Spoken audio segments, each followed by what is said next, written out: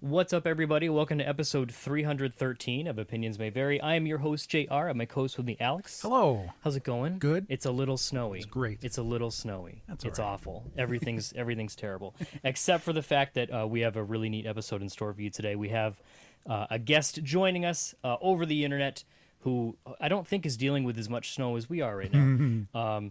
But we've actually mentioned this gentleman many times in the past on our Boston Comic Con recaps, and I believe New York once. I think we saw we have an artist joining us this week that we've gushed about, and we're going to continue to gush about today. None other than the one and only Nooligan. Nooligan, thank you so much for coming on. Oh, thanks for having me, man. I really appreciate it. It sounds, man, you guys got this whole thing. It's so much fun. So I'm excited. Yeah, So, we try to make thanks it. for having me. This is it's safe to say we're very excited. We tend to warn our guests that we gush a lot. We tend to be very We get real excited. we fanboy a bit, and it's mildly That's embarrassing, cool. but you know it is what it is. But Yeah, it's exciting. I enjoy it, man. It sounds super fun. And right now, it's usually I'm from California, so it's usually really sunny and nice.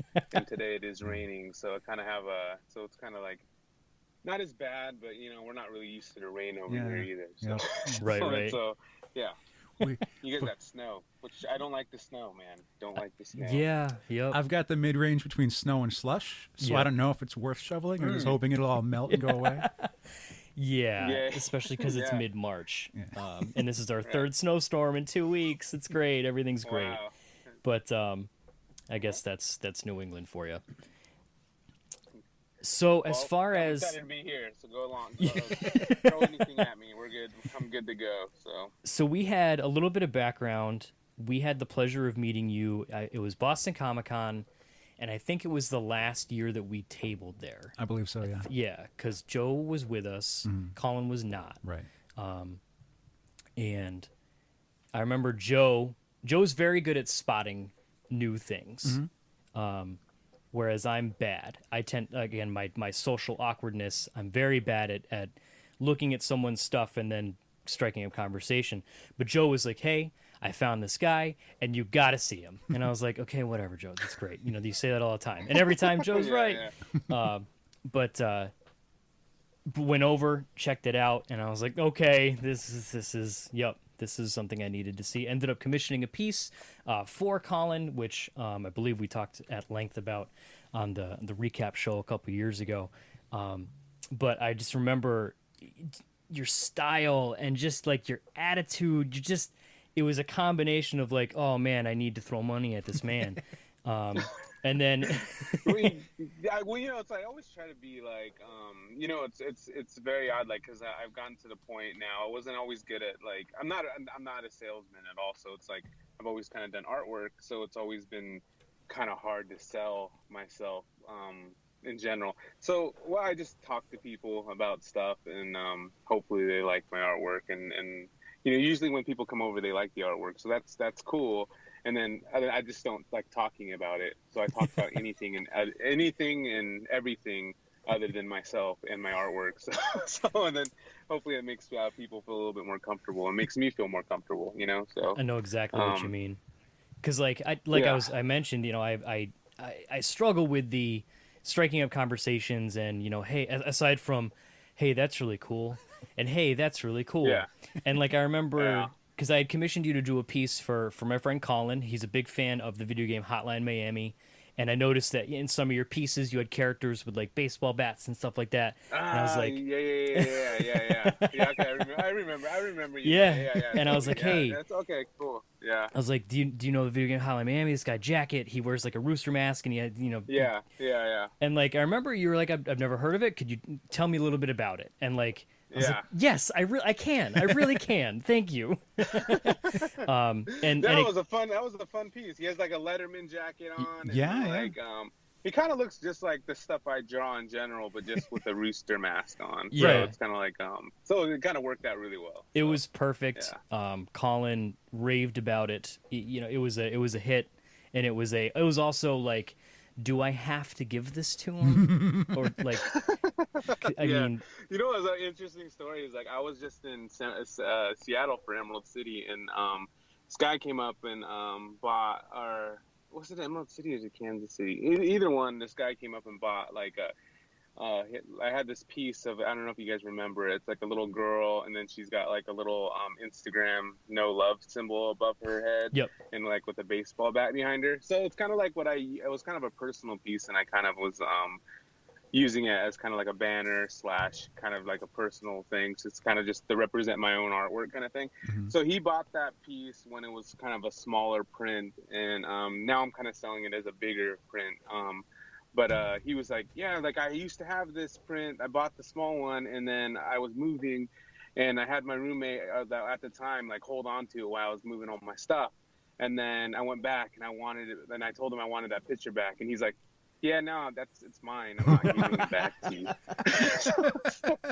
He's like, so he wouldn't give it back to him, so that he had to buy like the bigger version of it because he said that his roommate wouldn't give it back. Like he just said he kept it. So I always think that kind of stuff's really fun. So yeah. So yeah, other than that, like you know, all those shows I've been traveling so much. Sometimes they just get jumbled up, man. So yeah. So it goes in Kansas City, then Emerald City, and then a few weeks from now I'll be in WonderCon, and then Chicago, and then I'll be back in Boston too. So I'm excited for that as Awesome, well. excellent. So, Were you yeah. at Boston last year? Yeah. Well, that's where I bought my Yes, prints because- from. Oh yeah, yep. Yeah, so they expanded, right? It's like bigger now, right? Yeah. It's Nah. a bigger show. It's Yeah. in a bigger building, but they kinda- somehow managed to make it a smaller space. It seemed like. Right. Yeah, like there's something definitely off about that show this year, but I know it's kind of like a growing pain situation. Right, yeah. But it still was fun. I still had I love Boston, man. I'm a big fan of Boston. I love Boston. So it's Yeah. I always talk about when I ever go leave California and stuff. I always like talk about how Boston's like my favorite city, outside of California kind of thing, and I really like visiting that area. So it's super Awesome. cool. That's cool. But then I don't go there during the winter though, so I don't know. You don't really need to. You're, I hear some stories about winter there. It doesn't seem to be as pleasant as when Boston Comic Con is, because I like it a lot then. So, Yeah. You know? yeah. So, but they kind of scare me with all the stories of the snow and stuff, you know, other than that time of year. So, yeah. I did want to like point out to what Jairus was saying earlier about like, you know, coming to your booth and talking to you, and like I was fairly certain like this would be a lot of fun, because like as I'm telling my friends like, hey, this is who we're having on today, and I'm like, he is such a chill dude. Mhm. And I'm like, the amount of art on your display, and like you can't really see over it, and you're standing the entire day, and I'm like, does he ever sit down? And I think we asked once, and you're like, no, standing's fine. It's like, and I think Yeah. we saw you sketching while you were standing, just kind of like, I have seen Yeah, Nooligan yeah. sketching while standing many times. Yeah, so the odd thing is that I developed this like thing where I do all my like show commissions. I do them while I'm standing. So I've every time I've gotten a commission at a show, I've done it while I've been standing. I've just gotten used to it. And it's also it was this thing where when I was young, I would go around to conventions and try to get commissions from certain artists Uh-huh. that were popular during the time, and it was always very daunting, like because they would never really look up like at me, and I always felt really weird about it because I was a kid and stuff. So I kind of always didn't really say anything to them because it looked like I was bothering them. So like I Mhm. developed this thing of standing, so it made people feel more comfortable talking to me because I'm like more of at eye level, so they don't. I think it ended up helping a lot, but yeah, I had to really practice the drawing standing thing, you know. But yeah, so it became a thing, and now I just draw when I stand. I can draw when I sit, but either way, it works for me. So yeah, but I never sit at the show, so I kind of stand the whole time. So And it makes it easier, you know, like you said, for, again, people like me who, you know, it is that weird, like walking up to a table and like an artist might be, you know, really like into the piece that they're working on or something. And it's like, I don't want to interrupt you, but I also kind of want, Yeah. you know, to have that, the presence there of, you know, just standing up. It's a little more welcoming. So Right, it definitely right, and helps. that's what I was trying to do. Yeah, I was trying. That's what I was trying to develop over time, was just to kind of get that people feel comfortable no matter what the situation it is. And it does make it harder, like, to focus on stuff and draw. But like it's very odd because sometimes you guys like know something about like doing the art and stuff. So there, some days where you're drawing at home and there's nobody bothering you, and you still terrible at it, and, and then you'll be at a situation where you're like at a show and you're drawing standing, and for some odd reason you're like, man, I killed that piece. I just like destroyed it. A really funny story about that is, like, I was in New York, I think not last year, the year before that. So I was doing a commission for X23, and man, like, I was doing this commission standing like I always do. And I love this piece. I was like super excited about it. I was like, then I was telling like my buddy Justin, like who Jess Scope, and I was like, man, I just killed this. I just killed it. Like all day, I was like, because I really liked how it came out. So I was super excited. I kept talking. I was talking about how awesome it was. And then, and this is like where karma comes into play, because then you keep going and you keep going. And I was just super excited about it. And then the guy comes up and gets it. And he was super excited.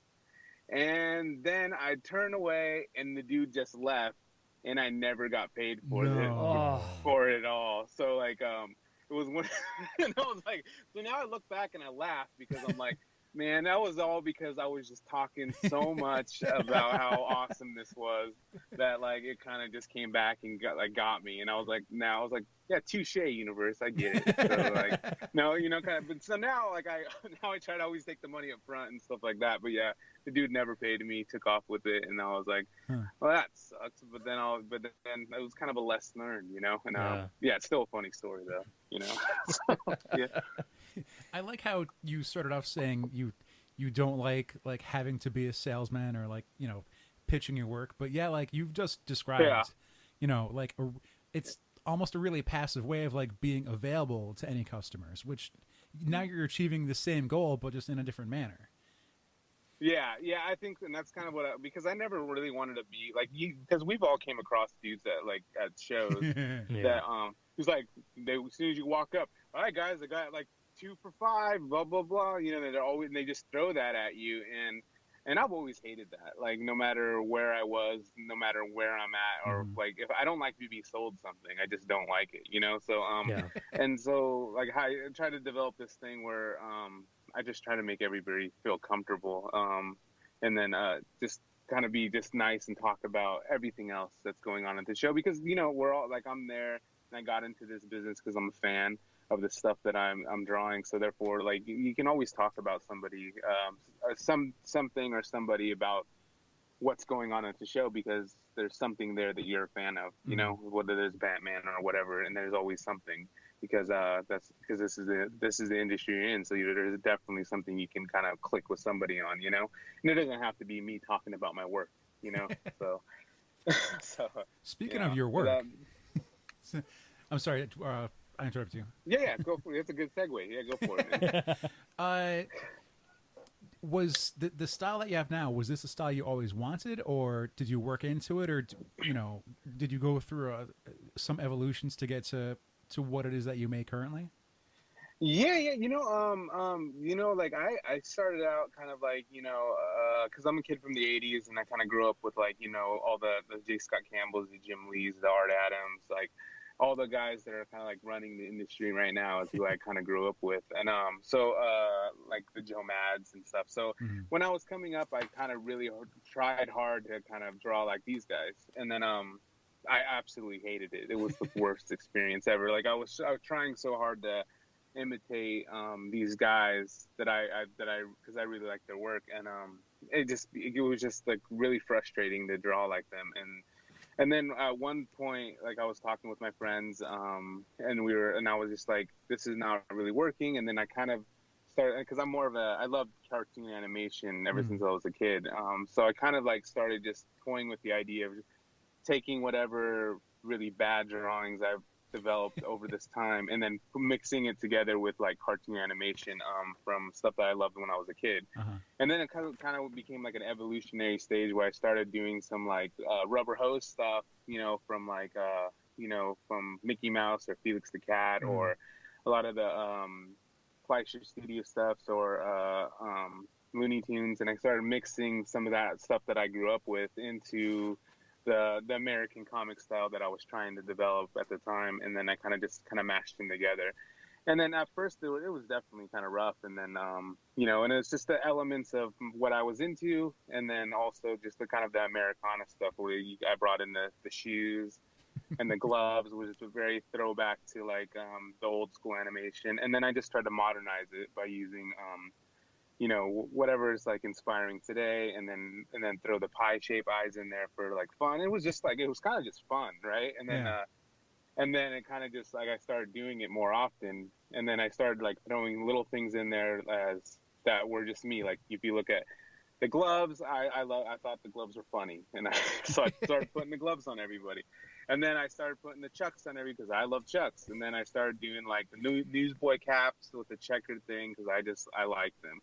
So I started putting them on anything and everything, no matter what the character was. And then at the time, I didn't realize what I was doing, but I was essentially branding myself without even knowing it, kind of thing. And that's kind of like, because these were the elements of things that I liked. And I just started putting them in my characters repetitively. And then now it's kind of a brand that I created that I didn't know I was doing at the time, So, but that's kind of how it evolved into what it is now, And but it was just a kind of evolution of and finding inspiration in my past, and then kind of mixing it with whatever modern stuff I have now, and kind of just mashing it all together, And then like my style in general came a lot from Milt Kahl, who did like 101 Dalmatians. He did like Sword in the Stone. I love that. Like, he was my favorite artist when I was a kid. It's like I tried to draw like him when I was a kid, and then so him, I started just moving that in. That's a very elongated figure, very like expressive faces, the noses, the hands, and then moving in a lot of the old school like rubber hose stuff, and then you use hip hop, you use like music, and just kind of mash it together, and then you kind of get this what I have now, which is super cool, but I've been told it's not necessarily editorial for like people like Marvel or DC. It's definitely something of its own niche market, you know what I'm saying? So I was gonna say, like, it's a double-edged sword, because when I walk through a convention, like, I'm gonna see rows of illustrators who are working towards or have like sequential art jobs, and then I see something that'll stick out because it's completely different from regular illustration or from comic art style.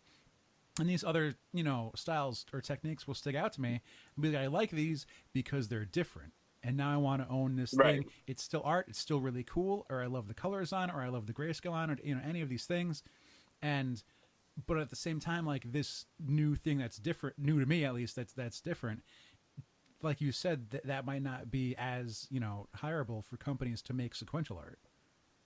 Yeah, well, and then which I get, like, when you look at the big two, or now I would suggest the big three, where you're looking at Image, and then you're looking at Marvel and DC.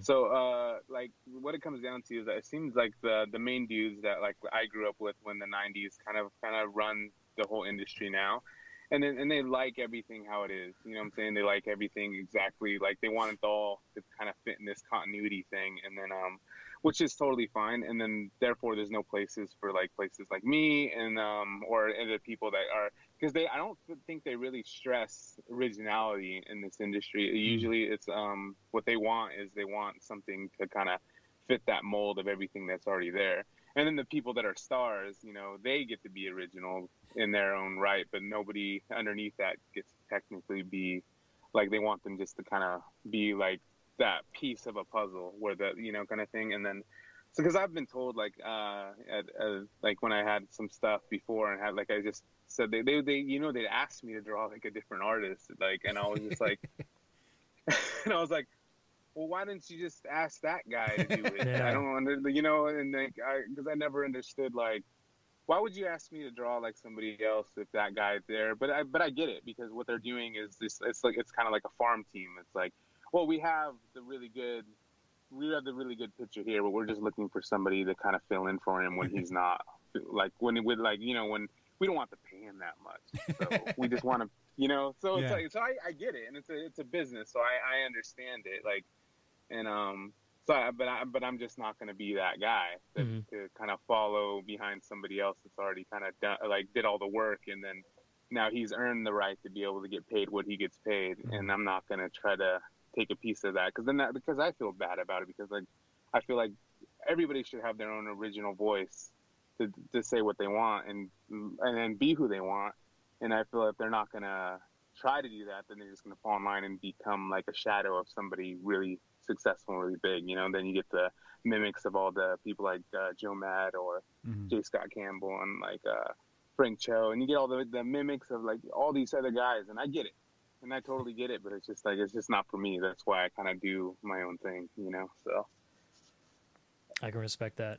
It's similar. It reminds me of the story like with when Chew was one of my favorite comic books is Chew. I'm a big fan of Chew. To tell a story. Yeah, and actually, Rob Guillory's style I could see is somewhat similar to yours. And I remember when John Layman, who wrote Chew, had hit up Rob Guillory to do the art, and Rob submitted the first couple pages to be like, hey, what do you think of this? Like, they joke around in some of like the additional content in the hardcovers. It's like, this is the page that almost got Rob fired, because it wasn't Rob's style. Like, Rob was trying to like imitate, like, oh, it's going to be a darker book. Maybe I'll draw it as if it were, I can't remember the artist that he was, trying to like duplicate. And John was like, no, I want your stuff. I want your style. Like, you have the cartoony, but like that's what I wanted. I don't want you to try to imitate someone, and I think the industry might benefit a little bit if more people had that mentality. Yeah, and I think if they all, and I agree with you totally. I just feel like I think people, the higher ups have got to be more open to that kind of change as well. And I see that change is really hard, because if you're comfortable and this has been how things are done, it's really hard to kind of, it's hard and scary to change that, kind of thing. So I totally get where they're coming from. And then taking a bet on some style that nobody's ever seen before or done anything like that, and then putting all this investment in it is a it's a hard bet to kind of want to take. So I get where they come from, and I'm not like, and I respect their choices and everything. But yeah, I think like the industry's got to change. Like, I feel like they want to see more original stuff and more different stuff, and I think that's why things like Chew go really well, or you look at Scott Pilgrim did really well, and you look at all these like really niche books that have done really well, where they've gone like really far past a lot of things because of the originality and kind of thing, and then which makes them stand out. Which I think that's what another thing about if you do your own thing and you do look different than everybody, you definitely are going to stand out amongst the DC and the Marvels, because they technically all look the same, So it's just it's a matter of just like putting some originality out there, and then kind of building it. But man, the industry is hard to crack when you want to go when you want to go solo, So it's like it's not easy to like, because it seems like you got to be friends of everybody, like, because then all the guys that are on Image now are just guys that were at Marvel or DC at one point, So it just kind of it's like that. It's that inner circle, So. Well, like you were saying about art styles, like in the sea of everyone who's trying to do really detailed stuff or hyper realistic, and between the Jim Lee and Brian Hitch, it looks like it's a movie, and then you've got Bruce Timm doing so well, and it's nothing like those. And one of the reasons I love the book Powers so much is because Michael Avon Oeming, his work is a lot like reminiscent of Bruce Timm, and when you don't have like a lot of detail cluttering up a face, they put so much more emotion into it. You can tell what's going on at any panel. Yeah, definitely. And Bruce is one of those. I've loved Bruce's work for forever. Kind of, Bruce is like one of the, and then he's like the one guy that can like do Jack Kirby like so well. Right. Kind of thing, where he's able to like do something, and you're like, God damn, is that Jack? And then you're like, it's Bruce, kind of thing. So it's like, but then it's all like, it's a really cool, like, because I've seen like, because one of my favorite characters is the Demon Etrigan. So, and I seen like Bruce do a Demon Etrigan, like, and I'm just like, oh man, it's so good, kind of thing. Has that whole the whole actiony stuff that that Jack used to do when he did the demon and stuff. So, but yeah, I love all the guys that are like that. Like, but they don't really let dudes like that do the comics in DC anymore. Like, kind of thing. They have to be like a niche thing, you know. Like Or- Darwin was doing all the covers and stuff, or Bruce will do a cover on occasion, but the interiors are never like them, you know, unless it's like a one shot or a special. They'll put you them on know? a kid's book or something. Yeah, definitely, and I think a lot of it's like even Bruce has done some really great stuff that is kind of like more mature, and it's super cool, man. I like it a lot, you know. Like you've seen, like you said, in Powers and stuff like that. It's very fun and very fun storytelling, especially when you kind of throw a little edge to it. You know, it's just something that's captivating where you want to read it more because it's like that. It's like, oh, it looks like it's for kids, but it's not. You know? Yeah. And you really enjoy it. So, yeah, definitely. So, but I'm a big fan of all those guys, all the cartoon guys that do this stuff now, you know. So, So, on your own work, one of the things I really like about it, and it makes me kind of jealous sometimes, is like, while we're on expressions, like your characters, you know, they looking across like. JR has one of your books, and I have a couple prints. They're all very expressive, but at the same time, some of them are like they're so cool or they're so chill, and they're just existing so well. Where I'm like, man, they're way cooler than I am. Well, they're way cooler than I am too. So it's one of those things where I just. But you know, and that's another thing that I've kind of I learned over a period of time, because you know, like when you go and buy like prints and stuff, it's very rare that you want to hang something up in your house that is kind of aggressive, like, you know, like somebody punching somebody or somebody doing something. It's a very different type, like, because you're like your home or your office is something where you want to be inspired, or you want to be chill, or you want to just like be comfortable there. And what I found is that like people like the idea of just something more cozy and more comfortable and more chill and more just like, you know, like it's not so aggressive and it's not so, you know, and then there's something about them just hanging out that makes you feel comfortable and more when you're looking at it, it's not like something that is like making you feel awkward. And then and that's something I just kind of fell into, because I liked artwork like that. I liked artwork that was more just chill and kind of just hanging out or just kind of standing there smoking a cigarette, and like I like that stuff, you know. So like so I started applying that to my work and stuff, and then people seem to like it a lot, and then my stuff gets hung up on a lot of houses and stuff like that, and a lot of homes, a lot of apartments, and I, you know, and I'm grateful for all that stuff, but I found there's something really kind of about the human behavior that kind of has that connection between having something kind of cool and chill versus having something more aggressive, and then it just makes people feel more comfortable and more relaxed about it, you know. And they like the way it looks, and you get to see your character in a different kind of way, you know. So I would be reluctant to hang up a print of Harley Quinn swinging a hammer, but just your image of Han Solo like about to shoot Greedo, just like, and like he's real relaxed, he's reclining, he's so, I mean, he's drawing his blaster, but still it's a really like smooth scene that you've made, and I was like, yeah, that would definitely go up. Give me a frame. That's going on the wall. Yeah, that's like that realm between like, you know, nostalgia and also just like it's so much fun. Like Han's face on that is just hilarious. So, and it's and then that piece was and it's and you know what's also really cool is that a lot of times some of my most successful prints overall, like, you know, like that one, which is obvious because it's such a like iconic scene, but a lot of these like prints have actually came from people commissioning me for stuff that I would never have done without them. You know what I'm saying? Like that was a commissioned piece that I did, and I never really like thought about drawing that ever, and somebody commissioned me to do it, and I did it, and I was like, man, this is really cool. I like how it came out, and then I just redid it, and then it went crazy. Same with like the John Wick piece. It was one of the ones where I never like I really like that piece, but like when it was commissioned to me in LA, and like I never really thought about drawing John Wick, really, you know. It was one of those the things that happened, and I put it online. People went like really nuts for it. I was like, man, is that like a thing? I love Keanu Reeves, but I didn't know other people did, you know, kind of thing. So it's like, So then I would redid it, and it was one of the more well received prints. You know, it's like, and a lot of these really good ideas are not coming from me; they're coming from the fans, and I'm able to kind of repackage them and clean them up and make them appealing after somebody commissions me like a really good idea and stuff like that. So so for there, I'm like, it's a lot of just like fanfare for me. I get what you mean, like with kind of stuff that can be hung up on a wall. Like back in my day, when I first got into collecting and sketches and original art and prints, everything was up on the wall like the weekend after the con. Like, oh my god, I got this little like 5x7 sketch card that's in a frame on the wall, and like everything was on the wall. It was great.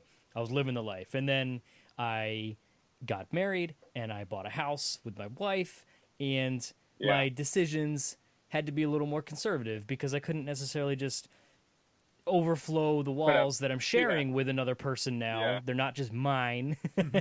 Yeah, totally. But like when I had snagged back at Boston 2 years ago, I can't remember the exact, I think it was 2 years ago, I snagged the Darth Vader or the Vader and Stormtrooper set, like print set. Oh yeah, With the the dark side set, right? Yeah, it's like kind of just hanging out. Yeah. After many minutes of trying to decide which one I wanted, I decided on that set, and like there was no question. These are going on the wall. The only question is in what order. Do I put them back to back, or do I put them them facing each other? And it took some time, and at the end I was like, well, I can always just switch it up every now and then. This maybe, but it was one of those. It was an easy decision. Whereas like with other stuff, like, do I need this on the wall? And maybe that's going to go in the portfolio, and I can admire it later. Whereas your work was and also like the quality, like your prints are. Cause the paper it's on. It's great. It's great. Oh, thank you, man. Like I take a lot of pride in like my printing aspect of stuff, and I know it's one thing that we can me and Justin, I don't know, you guys remember Jescope. He does those really cool like collage type design things that are really cool. And then I think we've seen you next to him a couple times. Yeah, so like we kind of travel together and stuff, and he was one of those guys that helped me out when I was coming up and stuff. But he's we kind of came up with the ideas like where we just went around and we're just like, man, we came up with the idea of trying different paper. Obviously, me and Justin parted ways on the type of paper we use. I like the certain paper I use, Justin doesn't use, and vice versa.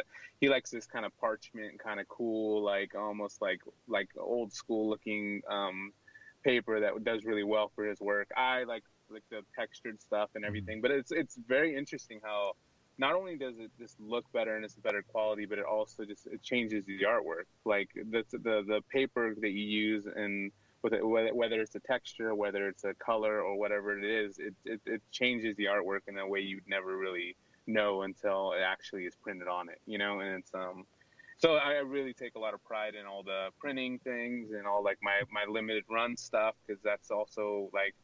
It's because it's not only just for fans of that like my work, because I always want to look fresh and new every time I come around every year, but it's also for me personally. I always feel like like the Haunted Greed was well received, the John Wick's well received, my Beatles prints was well received, but I don't want to sit there and rely on something like that forever, kind of thing. I always kind of want to try to push myself to kind of create something new and create something like different every year. So not just for you guys, but for me personally, because it makes it like, it's like I don't always just sit there comfortable, I always kind of just try to push it forward and kind of try something else and do something else and try different characters and try different things, and always constantly try to keep it moving, keep it growing. I think that's good for every artist. That's why I do artwork. I do art books every year too, because if I can see a growth in my work, then therefore I'm doing something right, so it's like it's for you guys, but it's also for like everything is for you and for me kind of thing, so I can kind of see myself growing, and then I can also kind of push the work I do as I keep pushing it a little bit, kind of thing. So but yeah, so thanks a lot, man. I really appreciate that. I really do like I like when people like my prints, because I like them, and I'm just like, come on, man, they're so cool. That's why I leave them out, so you can touch them and stuff, so yeah, it's like, yeah, as I leave it all out. I don't put them in plastic. I let people touch them and feel them and Mm-hmm. stuff. And yeah, so I take a lot of pride in that. So thank you. Well, I was gonna ask about that because, as you've just explained, you found a way to both please fans but also disappoint them in a manner of like, well, what if I wanted the chance to get this, but now they're sold out, and now I can't Yeah, have one. yeah. All But right. yet, Well, if that's yeah. if I did get one, well, now I'm one of like whether it's a 300 or 150 or so, I'm one Yeah. of the small group people that will get one now. Yeah, totally. And then, well, that's also kind of like for you guys, and it's for you guys, and it's like it's for me. It ended up kind of just being like a thing. I know some of my friends don't really agree with my way of business. They kind of think it's like a bad for business doing something like that.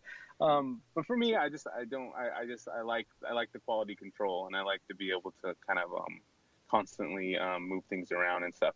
But for instance, I started doing larger scale prints that are like larger, so like they're big now.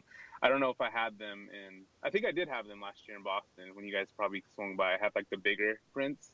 I believe I don't it. know if you Yeah, guys I saw think them. Yeah. So usually now, like I just if remember what I something bought. sells. Yeah. So, well, if there's something like, if there's something that's sold out, I kind of give it one really small run of larger scale prints, and then that's kind of it. That's like Okay. the last version. So I try to kind of compensate for like not having it to give somebody else another option, but it's like bigger now kind of thing. But yeah, so I try to kind of accommodate the people that didn't get it, but it's still one of those things where the people do get mad. So and like you said, I really dig your idea of like, I'll have something new and fresh compared to a convention where you see someone who has the entire wall of like 120 different prints, and it's like, well, Yeah. the same ones every year. the same. Yep, still not gonna buy it this year. Yep. Yeah. Oh, this is gonna sound really mean, but I don't care. So it's one of those things like because I've been doing conventions for almost 15 years now, and I've only been really successful at them in the last 5. I kind of just ate it for like almost 10 years because I wasn't taking it seriously. I wasn't doing like the right things. I wasn't making the right things. So I struggled a lot for like 10 years, not making any money, not like traveling around, like doing portfolio reviews, doing all these things, and never anything happened. So it's very like a daunting kind of thing. And I always tell people now, like I see artists that are like older, like my age, like starting now, and I feel bad because sometimes I'm like, I don't know, man, because I started this when I was in my 20s, like early 20s, and I was like, I don't know if I could do it in my 30s, kind of thing. I was like, I don't know if I could do that again, I was like, because that was a rough like 11 years of just being like not good enough ever, kind of thing. Right. Where like now it started like it's working now, and it's fortunate that I kind of pushed, because I think there's no such thing as a failure in this industry.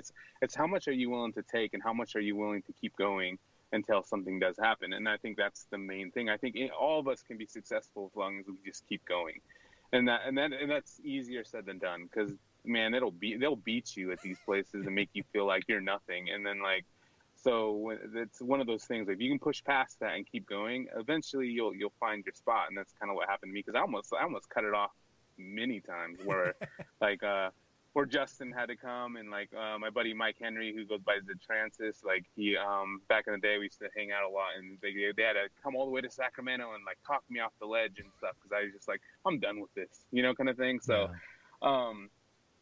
So it's one of those things where you just kind of keep going and just keep doing those things. And but like the point of this was that you see the guys that have a million different prints and they have everything, and then there's somebody like me who has maybe like 8 or 9 different prints. And so it's kind of like that idea of like Walmart versus something that's more like a boutique type of thing. And like, because Walmart has everything, man. You go there and they got everything you need, like they do.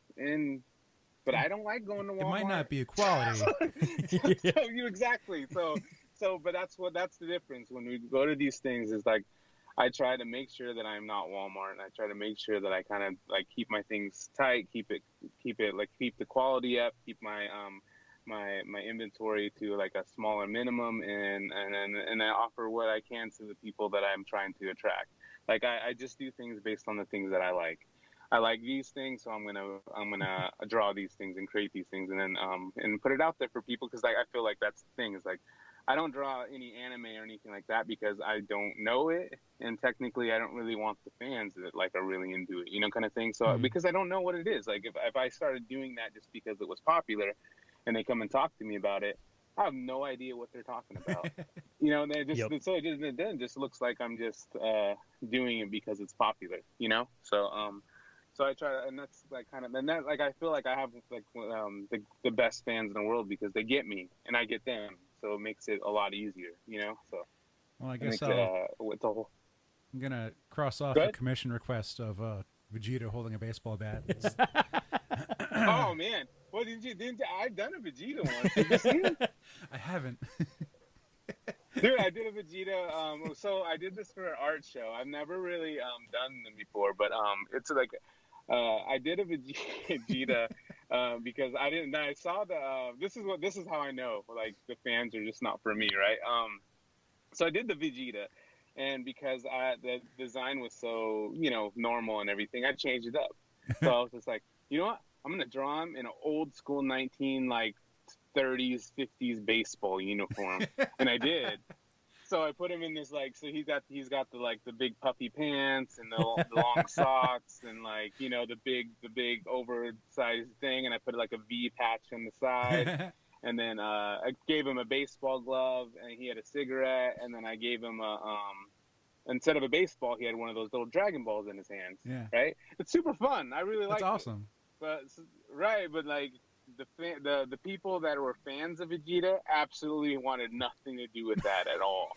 Like, so it's because it wasn't really Vegeta. Like what they want is they want everything to be exactly how it actually is supposed to look, you know. Like, and that's not saying everybody, but the majority that I like when I did take that around to like places that were heavily like anime based and stuff, they would say, oh, that they have these weird comments about how he was dressed or he wasn't dressed right, and so it was just like, man, come on, man, I'm just trying to make it something different, but they didn't want it different. They wanted it exactly the same, you know. Right. So it's kind of one of those things where, and like even like my Astro Boy, man, you guys see my Astro Boy? I love my Astro Boy. It's like one of my favorite designs of this last year. Have you guys seen it? I haven't. I think so. I've been scrolling the Instagram. Yeah, so there's this Astro Boy piece. I love it. It's probably my favorite pieces this last year, 2017. So I redesigned Astro Boy to be a little bit older, and then I kind of so he's kind of almost like early 20s, maybe like 19 or whatever. I aged him up. He's super ripped, and he's got these like cool Yakuza tattoos all over, and then he's got like boxing gloves on. And he's got these long like boxer shorts on that go all the way down. He's got Chucks on that have rockets on the bottom. He's kind of like floating there. Yep. And he's got a toothpick, and he's got like it's so cool, man. I was so stoked about it. It's one of my least popular prints ever, but it's one kind of thing. But it's like it's my favorite thing ever. I thought it was so like. I was like, man, this is so cool, but it was cool for me, nobody else, you know. So, but yeah, I really dug it, and I was like, but I liked redesigning him because I love Astro Boy, man. He's kind of like one of those dudes back from that day and age where I loved cartoons, and he was one of those guys that were just like very cool and very kind of like squatty, and he was like a robot, and he was so much fun. So when I redesigned him, I loved that.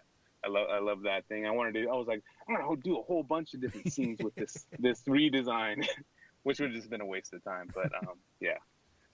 So yeah, it's cool though. So it's, and you had briefly touched on it, a couple minutes ago, but I did want to briefly bring up, like we're talking about your product and making sure it's high quality, things of that nature. I did manage to pick up one of your books a couple years ago. Via the one of your Kickstarters, it was Slingshots and Heartbreak Volume 3, and yeah. I gotta like essentially the main reason I want to tell this story is because it was without a doubt the most seamless and effortless and like stress-free Kickstarter that I have ever backed.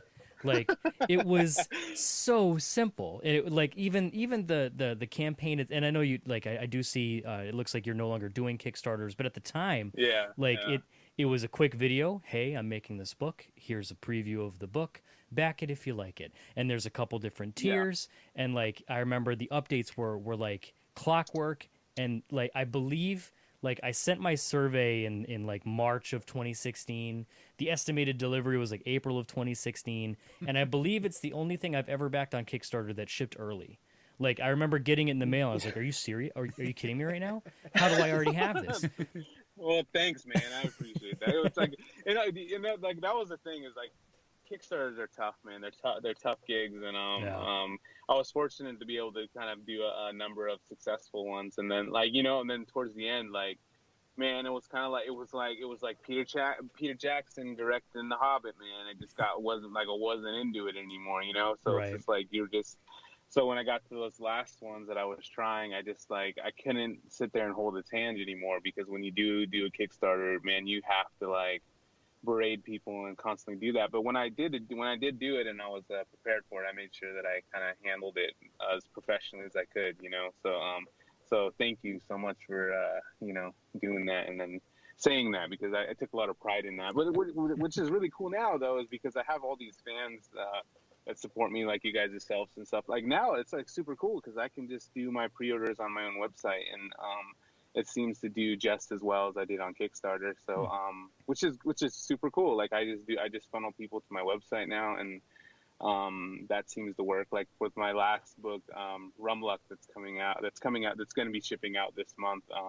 It was kind of the same thing. I just did it on my website. I did a video, and I had like some like extra little things that people can add on and stuff. And it was kind of the same deal. It just but I was able to do it on my website now, so I just don't need to do the Kickstarter thing anymore. So. Yeah. It is a Yeah. powerful thing to earn people's trust. Yeah, man. Well, it's very daunting, man, because I always feel like any one of these times I can just fail miserably, So, but as long as I think as long as you communicate, I think people are, for the most part, they're understanding. So, It's gotten to the point where, like, with the new, especially the most recent one with the Gray series, especially the Grendel. I'm calling out. I'm calling Alex out here a little bit. It was one of those. I get a message on Facebook and it's like, "God damn it! Did you see what Nooligan made?" And it's like, no, because Alex is a big fan of Grendel. Right. Unfortunately, I am of the uninitiated. I only know about Grendel through Alex, but even from what I've seen, like with his prints and sketches and books that he's shown me, like it's a pretty rad Grendel. Thank you, man. Thank you. It's kind of like, and then I take the time to kind of try to change him up a little bit, because like, and try to make him my own, which is always one. Every time I get a character, I try to, even if it's exactly how it's supposed to look, I always try to make it my own, and I think that's always the really important thing. So because even in that picture alone, I tried to tell a story that nobody like really knew, kind of thing. It's like I unbuttoned his shirt. I kind of made him more kind of loose and more like a little bit different than what he usually looks. Yeah, that's never happened before, by the way. Grendel, he's right. Hunter Rose is either in his black ninja pajamas or his tuxedo, and like buttoned all the way up with the bow tie like done, like flawless. Yeah, probably holding a rose or a bottle of wine or whatever. Right, and that was kind of what I was trying to go for. And then that's the thing is I love doing stuff like that, like redesigning something where nobody would ever have thought of that. Like if you think about what I did with my figures for DC, man, like who the hell thought that they were gonna let me put tube socks on Batman? There's no goddamn way they were gonna let that fly, right? Like who was even gonna approach them with that idea and even try to get that through? Like, well, I did, and I got it through. That is so it's like. That's yet another perfect transition, because I am dying to know, like, more about that. So, like, getting because you recently had some products released for DC, in your style, which is right. What was the process for that? You said, did you just submit? Like, did they contact you? How was that? No. So the crazy thing is, like, it's one of those things where like I kind of made my peace with the idea that I was gonna be me regardless of how people took it, like or how people saw it. I was just gonna do my thing, and then I was totally content with just like traveling to convention, meeting, like building my own fan base and making my own money that way, because it was working. Like ever since I quit like my job, that was working for me, and that had nothing to do with like notoriety, working for DC, I just, by doing that alone, I was able to, it was working, you know, to the so I just went around, and eventually if you guys remember, I don't know how long you guys have been like kind of following me and stuff, but I did this print years ago, I think 2015, 2014, which was a Joker and Harley tied up Batman in the middle, and I split the print in half. So one side was purple, one side was orange, Yep. and it was kind of like, and then so that print, I was kind of going around selling it and stuff like that, and at San Diego Comic-Con, apparently like some of the guys that are at DC Collectibles came by and purchased it, and I really had no idea. It's not like they announced themselves, you know, so that kind of thing. And then so like 2015, 2016, I get a call after San Diego, or email after San Diego, probably a few months afterwards, and asking me, you know, they asked me if I wanted to have a meeting with me from DC Collectibles about some stuff. They didn't tell me what, and I thought I was in trouble, man. so I was like, oh no, what'd I do, right? And then so like I scheduled a meeting and everything, and then they offered me the statue thing, like the bookends, where they liked the same image that I did, which they bought with the Joker and Harley on one side, and then Batman in the middle, and I cut him in half. So when they saw that, they thought it was a perfect idea to kind of make bookends with the same idea. I had to go back and redesign those initial drawings to a little different clothing, a little different style into it and stuff, and then redesigned it. And then they made the bookends, and they came out around Halloween of this year, I think. Yeah. Mm-hmm.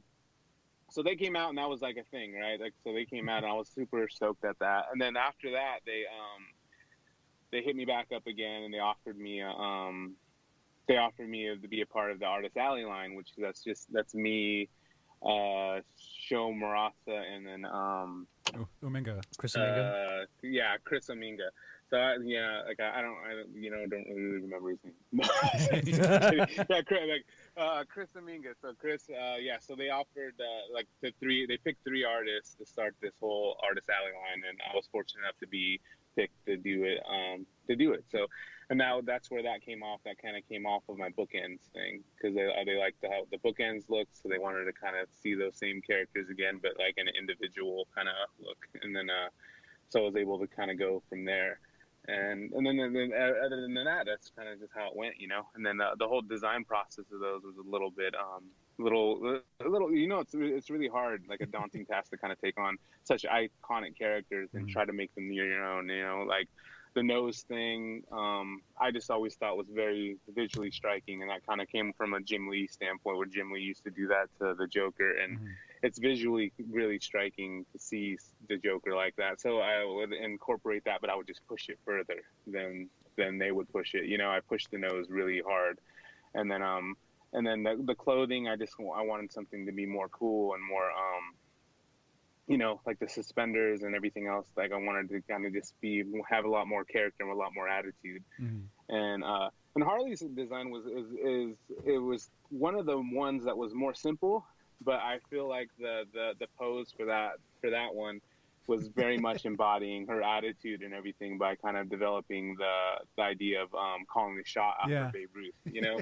So and I think a lot of people don't really get that, but like, you know, that are not like old school baseball fans or whatever. But like I'm a huge old school baseball fan, like the history of baseball and everything. I love I don't really watch baseball now, but I love the idea of baseball. And so like it was a simple design, but I think the pose says a lot about her and about just that whole thing in general, because I wanted to use the bat, but I didn't know how to use the bat without using it how everybody uses it. Yeah. Like, you know, so and I thought it came out really cool. And then Batman was the hardest out of all of them, man. He was like the most difficult because like you guys know how many statues they have of him, Oh, you yeah. know. So it took that was the one that took the longest to kind of develop, and I had to go through so much trial and error to come out with something that was unique and that was fun. You know what I'm saying? So I tried a lot of things, and one of the designs that I really liked, it was kind of like I had a hanging battering and stuff like that, and then I didn't even realize it was almost exactly like the Mike Mignola one. so they actually had to let me know. They're like, oh yeah, we like that a lot, but it's kind of like we already did that with the Mike Mignola one. I was like, oh man, I didn't even think of that, because I really like that statue too. So, but like I was like they even told me, they're like, man, like it's kind of hard, like, because everything's kind of been done. We've done so many Batmans, you know. So it's kind of like that was kind of like a hard task, and I had to go through so many redesigns and so many tries to kind of create a Batman that I thought was kind of unique and fun. I tried action poses, I tried a lot of stuff, and then when I did get to that point, it was just coming up with that oversized batarang, which was fun and everything, and then after they let the chucks go and everything, and I just thought there was something missing, and then I added the socks, and I was like, man, that's so much. I was like, man, that's so much more fun. I was like, and I just submitted it. Nobody said anything, so I was pretty much guaranteed, like, in my mind, that they were just taking that out as soon as, like, like, oh, we like the pose, everything's good. They're taking that out, but once I saw it, like, getting developed. What's up? It's been edited, so Right. So that's what I was thinking it was gonna happen. Then when it came out, it was there, and I was like, man, they let me have it. That's super cool. And so I'm super excited about how that came out and how everything kind of been coming out from there. And I think they just been released through previews, like, in the last couple of weeks and stuff. So it's exciting. We'll see when they all come out, and it's gonna be cool to see, like, the boxes and all the fun stuff that goes along with that, you know. So I was explaining to a friend, because I was mentioning the Batman black and white statues, and I was like, by now there's literally like 100 of them. Yeah, there's so many. And like I think Becky Cloonan just released hers. Like hers just got announced or released or so. Yeah. And I was saying, like, now they're doing this Artist Alley line, and that's really interesting because it's like they're choosing people that they've actually had to, like, meet in person at a show, at a convention. You know, otherwise they wouldn't have seen their work, or possibly online or on Instagram somewhere. And it's like they're choosing people who might not, you know, as we said earlier, the style might not fit sequential art, but they still want to, you know, develop their art and give them a chance and use their art for products, which has been... Yeah, and I think, and I was like, sorry to cut you off, but I also see, like, DC Collectibles is the staff there. I think they're very much open to interpretation of the characters, which is great, because you know, I would never be able to work for these companies if, like, especially these guys didn't see something in uniqueness, you know, kind of thing, which is like what we talked about earlier. Like the industry doesn't really technically promote the uniqueness of a lot of artists like this, and especially give us the opportunity to kind of draw these classic characters, which I'm fortunate enough to be a part of, because I just never thought it was going to be a thing. Like, you know, I never thought my work would ever been seen in that kind of light ever, kind of thing. So and I think like Chris would say the same thing, or Show. It's just like one of those things that all of us are kind of very unique in our own ways, that it was kind of like hard to see ourselves ever working in that kind of, I think, but for me personally, that's like the main thing, is I didn't see myself ever working for them. So when it did happen, I was just like, man, that's crazy. You sure? I was like, you sure? You know, you guys sure? So, you know, but yeah, so it's been great, and I think, like, I'm actually really excited to see what happens after this, because I'm hoping it's really successful, and I'm hoping it does really well, because I'm wanting to see the next version of, like, who they get next, kind of thing, and I like who's coming after me, kind of thing, and that's kind of exciting to be able to kind of see some really innovative, cool artists that have done something very unique with these characters, and make and get statues of their own. I think that's amazing, and that's just gonna kind of always create something like that, and be more open seeing something, and that's where like Aunt Luca comes from, where you get the bombshells and stuff like that. And then that's DC Collectibles, like finding him and stuff like that, where and creating this whole genre around what his vision of these characters were, and that opens up a whole door of possibilities for more unique artists to create stuff for these characters that we all love since we were kids, So I think that's great. Have you seen anyone do cosplays of your versions of characters? Like, wearing chucks and gloves and. Yeah, not like I haven't seen like I haven't seen like any of the I have always a lot of people saying they want to cosplay as something that I do, and then but they've never really done it. But what's like interesting enough is that if you guys are familiar with my creator-owned comic, which is Union Street Choir, Mm-hmm. So it's a cool story. Like when I first put that comic out, kind of rushed it, got it done, and then put it out, and got it out in time for San Diego Comic-Con. And it was a really cool story. This kid comes up.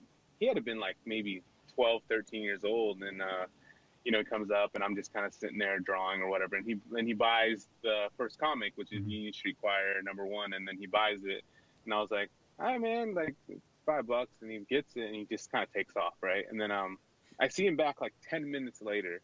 And then I thought I was doing this promo thing where I was actually selling. I made the bandanas that my mascot wears. So I had him sitting there, and then he goes, "Can I get one of those too?" And I was like, "Yeah, man, just take that." He took one of those. So then he came back like a day and a half, like 2 days later on like a Saturday or Sunday, and he was dressed up as the character from my comic book. And so that was like the first time that's ever happened to me. So it was like he like cosplayed as the character from my comic, because he said it was like his favorite book ever. It's like, he's like, man, this thing is so cool. That's and awesome.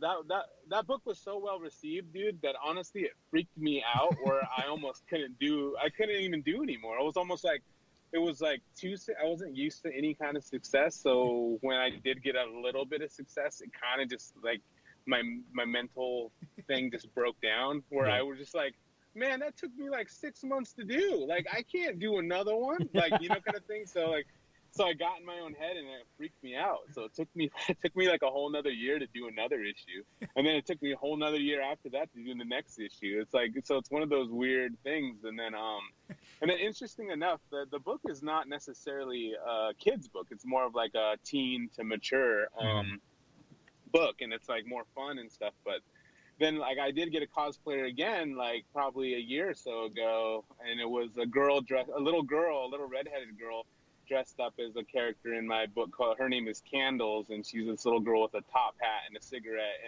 and she carries a butcher knife with her all the time.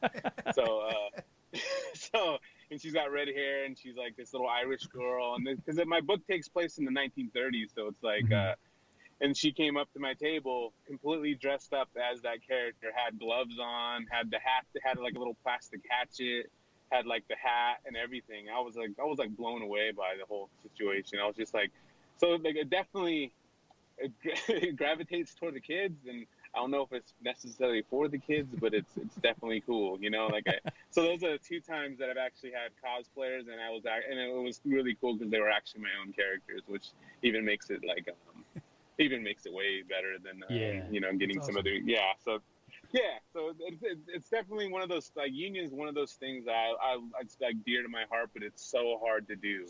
Right. It's one of those things where I want to do it so badly, but it's one of those things that's like economically you're like, man, it's a bad idea. Like you're like, economically speaking, this is a terrible idea to put all my energy and all my time into this when it's really like it's not really going to be there. But then I think that's all fear-based, like me just being scared, and I feel like I have to push past that and kind of like spend more time on it and kind of actually work on it, because I love it, and it's so much fun, and I wish I could have done more of it and stuff. But then, like we talked about earlier, it's so hard to be into the comic book world, and if you're not friends with these guys, it's really hard to like get in there, kind of thing, So where you're getting that level of where they're willing to publish it, they're willing to put you on the line and stuff like that, and then a lot of the times they're not willing to do it, and you got to do it on your own, So That is kind of daunting to be like, well, I've done well once, I've peaked, better quit. Right. It's like, man, I'm like, you know what? I was like the homecoming king in high school. That's it for me. This is never gonna happen That's it. again. I'm never gonna happen again. I'm not gonna be anything ever again, man. You know. But then like and it's also funny because if you look at a lot of the top comic book dudes now, you're just like, oh man, he was not the homecoming king, but he is now. Yeah. He's loving it. He is loving the fact that he's the homecoming king now, you know, kind of thing. And you can look at a lot of dudes now. You can see that like a lot of their behavior stems from high school stuff, which is super interesting to me personally. You know, but yeah, that's what I'm thinking is I'm trying to get past all that and try to kind of continue to work on union. And it's one of those things where you just gotta fight. I have to carve out the time because I know I have the time. I always say, oh, I don't have the time. I don't have it. I have all the time. Yeah. I got all the tools. I got all the time. I got the strips. I got it all. It's just a matter of making myself do it. You know. So, Yeah. Yeah. I was gonna say, what do you have? I have like an art question left. Do What it. you got? Hit it up. So one of the things I like about your prints, and is how, as we were talking about the paper earlier, when you design the characters, or when you know you're going to work on, you know, I can't get there yet. So like your Yondu is on a black page. Yeah. And the colors of like the arrow that's flying around is like, it's this vibrant pink. And I also got the teams of X-Men from Boston that you had, and like that's the men are on a pink page, girls are on a blue page. How much of that end process do you think of like as you're starting out one of these pieces, like to know like, well, this color is going to pop really well on this page, or you know, my entire design is going to have to fit this color pattern? You know, and that's that odd thing is like, you know, I don't create the piece like knowing the colors I'm going to use at all, right? At the beginning when I'm doing it, I have like really no clue at all like what the color palette's going to be until after like when I'm initially doing the artwork. Like I have the pose, I like the pose, and then now that I'm just like kind of lining it out and kind of getting it ready to color. And then when I'm coloring it, sometimes I like the most interesting times I've ever tried coloring something was that I would try to skin tone exact skin tone, right? Like you get like a regular skin, you're just like you kind of go through the process, and then if you and what I noticed about myself is if I start putting regular skin tone on a person, I start automatically just going into the colors they're supposed to be. Into like if I'm drawing Wolverine and I do a skin tone, it's his skin tone, I'm just automatically going into yellow and blue, and like, you know, everything is relatively normal. But if I start at a different color, like the face is a totally different color, like it's like this green color or something, and then I can imagine a different color palette of the whole thing, like, and then so that kind of helps. But initially the backgrounds and everything doesn't come until after everything's done and I start kind of setting it up, and then I just start trying different colored backgrounds because I came from a graphic design standpoint. That's where I used to work as a graphic designer for like 10 years before I started doing illustration full time. But so it was kind of like the idea of just kind of keeping the focal point really simple and to the point. Like we walk around conventions a lot and see, like, you know, you walk by somebody's booth and it's just, there's so much shit there that you can't, like, you don't even know what you're looking at. Yeah. It's like so much stuff. Like, and then, so in order to minimize that down, I took like this graphic design standpoint where the main focus of this piece is this character, and then making this like pop background that makes that character pop out. And then that's kind of like what my process was. And then I try a lot of different colors and everything. And then when I was doing the X-Men, it was kind of like I was trying to embody that 92, because I called it 92, and I wanted it to be based off of what that cartoon was to me when I was a kid. And it was very bright and very, like, you know, pinks and blues, and it was very much that feel, and I was trying to recapture that nostalgia of that thing by doing that. And the Yondu piece was more challenging because I wanted to do that piece, and I wanted to make the arrows pink really prominent, and the idea is like I wanted to do a really dark background, and I ended up doing just pitch black on it, and then ended up working out really well, even though pitch black is really hard to pull off, like in any kind of print, like unless the character is completely white, like it's like it's one of those really hard things to pull off. And then luckily the pink and everything, because you can the arrow swirling around him created all the bounce light off of the actual character that made that situation really work. But it's kind of like a lot of trial and error once it's done, just moving things around and changing a lot of things. And yeah, so I end up that's kind of like my process is I try after I'm finished, I just try different things until I see something that really works, As we come up to unfortunately the end here, we're getting a little low on time. I did want to. You had mentioned a couple shows that you're going to be attending soon. It sounds like you got a pretty busy schedule already. Did you want to? Do you know like what shows you're going to be at in the near future? You also mentioned Boston this summer. What's your schedule look like this year? I gotta like it's kind of started. I kind of do all the main ones, so I'll be at WonderCon coming up, not this weekend, but next weekend. Then after that, I have Chicago, and then Detroit for Motor City, and then it kind of goes like to Phoenix, to Denver, to like Boston, to San Diego. Like I don't know when they are like in that list, but I know they're along that. Like there's somewhere in there where I'm doing all those like the major. I'll be at New York. I'll be at like all the main ones and stuff. So kind of if you go to like any of the bigger conventions, most likely I'll be there for the most part. Where can where can people see your stuff? Like what you mentioned the website earlier. We've been following you on Instagram for a while. Yeah. You want to? So for the most part, it's just like my website's good or like Instagram's good. It's I always like to say it's like if people are into my stuff, they'll find me, man. Like kind of thing. I don't like the. It's kind of like one of those things, man. Every time we heard that, like me or you or any of us heard a song on the radio that we really like they didn't tell you who it was. You went and found it. Like I know, I just don't want to push that on people. Like if they like my work, they'll go and look for it and they'll find it. So, right. Yeah. So other than that, man, it's like you can find me on the Instagram or on my website, and then have my schedule up there and everything else. So awesome. Yeah. I gotta say this was a ton of fun, and I think we both. I'm speaking for Alex here as well.